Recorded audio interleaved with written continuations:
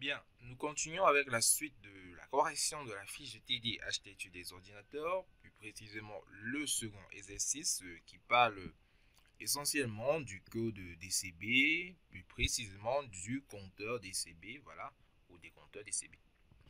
Bien. Avant de plonger dans le vif du sujet, avant de réellement voir ce que c'est qu'un compteur DCB, nous allons un peu voilà, voir ce que c'est que le code DCB. Voilà. C'est quoi le code DCB? Alors, le code DCB ou encore Decimal Code Binaire ou Binary Coded Decimal en anglais. Voilà, vous avez Decimal Code Binaire en français et Binary Coded Decimal en anglais. C'est tout simplement un système de numération de bits utilisé en informatique pour coder des nombres qui se rapprochent de la représentation humaine, c'est-à-dire la représentation en base de 10. Voilà. Il faut savoir que dans ce format, les nombres sont représentés par les chiffres décimaux, les composants, et chacun de ces chiffres est codé sur 4 bits. C'est ça la particularité du DCB. Chacun de ces chiffres voilà, est composé de 4 bits. Alors, les nombres décimaux sont vus comme des composants, qu'on va les dissocier pour que chaque élément qui constitue le nombre décimaux là, voilà, puisse être codé sur 4 bits. Alors, on va prendre le premier exemple qui est 1. Alors, 1 décimal sera 001 en DCB.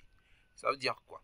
Ça veut tout simplement dire que on va coder 1 en binaire pur, mais on va s'assurer que le bit, en fait, le nombre de bits est égal à 4. Bien. Là, il n'y a pas clairement de différence parce que généralement, on peut vous demander de coder 1 en base de... Si 1 est en base de 10, on vous demande de coder 1 en binaire pur. Vous pouvez représenter 1 sur 4 bits ou sur 8 bits, ça dépendra bien sûr de vous. Bien. Avec 12, on va un peu éclaircir le DCB. Alors avec 12, c'est différent. On voit le chiffre décimal comme un composant qu'on va dissocier. C'est-à-dire quoi?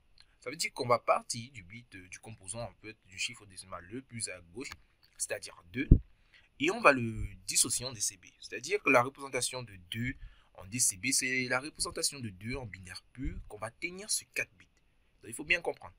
Donc, la représentation de 2 en DCB, c'est tout simplement la représentation de 2 en binaire pur qu'on va tenir sur 4 bits. Alors, c'est-à-dire que quoi? On va dissocier 12 en 1, 2. C'est-à-dire, on va d'abord convertir 2 en DCB qui est 0010, puis convertir 1 en DCB qui est 001. Voilà. Là, je crois que c'est clair. Maintenant, essayons d'aller plus loin avec un nombre décimal un peu plus imposant avec 123. 123, ce sera quoi?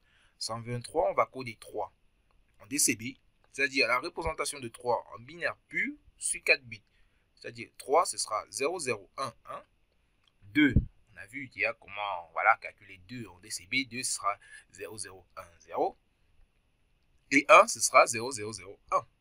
Donc, du coup, vous voyez que le DCB, voilà, c'est pas trop compliqué. Il faut juste prendre l'élément, le chiffre décimal, comme un composant qu'on va dissocier chaque élément. On va prendre 3, on va le dissocier en 0011. Et on va prendre 2, on va le dissocier en 0010. On va prendre 1, on va dissocier en 0001. Tout simplement. Ça veut dire que chaque élément du chiffre décimal est dissocié. Et pour chaque élément, on va convertir l'élément en décimal, en DCB. Pardon. Donc, tout simplement, il faut savoir que la première règle, c'est-à-dire qu'on part du cas basique en fait, c'est-à-dire que 1 en DCB, quand le chiffre est seul, c'est la représentation en binaire pur, mais qui tient sur 4 bits. Il faut bien comprendre.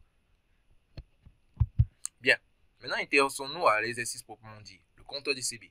Alors, l'exercice demande de déterminer le nombre de sorties d'un compteur DCB. C'est-à-dire qu'on ne vous a pas dit compteur DCB, c'est pas modulo 8, compteur DCB modulo 7, voilà. On vous a dit seulement déterminons le nombre de bascules d'un compteur DCB. Alors, on sait que le code en fait DCB représente un chiffre sur 4 bits. Alors, une bascule, il faut savoir qu'une bascule c'est un élément de mémorisation unitaire, c'est-à-dire que une bascule mémorise un bit. Donc, quand on a deux bascules, ça veut dire 2 bits. 4 bascules, 4 bits. 10 bascules, 10 bits. 1000 bascules, 1000 bits. 1 million de bascules, 1 million de bits. Il faut bien comprendre ça. Alors, Ça veut donc dire que pour représenter les nombres sur un compteur DCB, si les nombres partent de 0 à 9, voilà, on doit se munir de 4 bascules. Voilà, il faut comprendre ça. Alors, dès lors, ce qui nous intéresse, c'est savoir si on a déjà le cas de base. Si on sait que si le nombre du DCB est compris entre 0 et 9, on doit se munir de 4 bascules. Alors, si le nombre du compteur DCB va au-delà de 9, c'est-à-dire qu'il traverse, il y a 10, 11, 12, 13, 14, allons même jusqu'à 10 millions, quels sont ou comment trouver le nombre de bascules? Alors, rappelez-vous, quand on avait 1, on codait 1 en DCB en binaire pur, c'est 4 bits. Mais quand on avait 12, on ne prenait pas 12. Non. On dissociait le composant décimal en deux.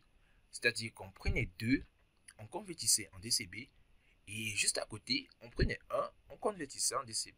Donc, du coup, on se rend compte que pour représenter un nombre sur n digits, à l'aide d'un compteur DCB, on aura besoin de 4 fois n sorties. Bien, c'est un peu compliqué, peut-être, je ne sais pas, mais on va prendre un exemple pour réellement comprendre cela. Si j'ai deux éléments, si j'ai 2 en décimale, bien sûr 2 en décimale, ça va faire 0,010 en DCB, alors j'aurai besoin de 4 bascules. Si j'ai 22, c'est-à-dire 0,010, 0,010 en DCB, j'aurai besoin de 16 bascules. Si j'ai 222, c'est-à-dire 0,010, 0,010, 0,010 en DCB, j'aurai besoin de 64 bascules. Donc du coup, pour trouver les nombres, pour trouver les bascules, en fait, on aura besoin d'utiliser la formule 4 fois n sortie. Rappelons, il faut savoir que une bascule, c'est un élément de mémorisation unitaire sur un bit. C'est-à-dire que pour trouver le nombre d'éléments, le nombre de bascules, on aura besoin d'utiliser la formule 4 fois n. En utilisant la formule 4 fois n, on se rend bien compte que pour tous les éléments, c'est-à-dire que pour le premier cas, on a fait 4 fois n, qui est 4 bits. Le deuxième cas, on a 22. Le chiffre décimal est un composant, le dissocié en 2. Bien, ça fait 4 fois 4. Maintenant, pour 222, on le divise en 3. Ça fait 3 éléments de 4 bits, 64. Bien. Sur ce, rendez-vous pour la prochaine vidéo, pour la suite des exercices. Et surtout, n'oubliez pas de vous abonner et d'activer la cloche de notification pour toujours recevoir plus d'exercices concernant ce thème.